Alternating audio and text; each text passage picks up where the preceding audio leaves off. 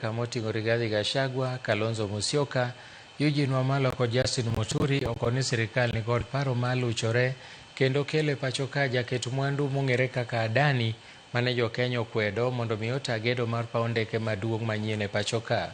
Ka giloso kod jofwambo bende gijiwo jood bura mondo okwed paro moko mag omenda magikoni odhi ataro mar chik.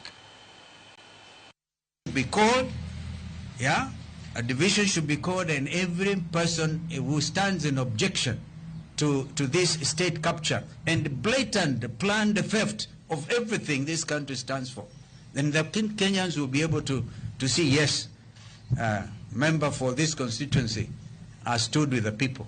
But we are aware they may attempt to force. If they do, of course, the next line of action is you have courts of justice. Yeah, because the courts cannot interfere at this stage, second reading, committee stage, third reading. The moment before this thing is signed or whatever happens, we will take it up. We are not just about to give up, because if we do, we are auctioning the future of our children. I don't think this lie can end, because Bandi has learned from his master. He's the one who has given him a job. So if the president is lying, what stops other people from lying? I heard him the other day crying about corruption by a traffic policeman. He has no moral authority to talk about corruption and bribery. He has made bribery a way of life.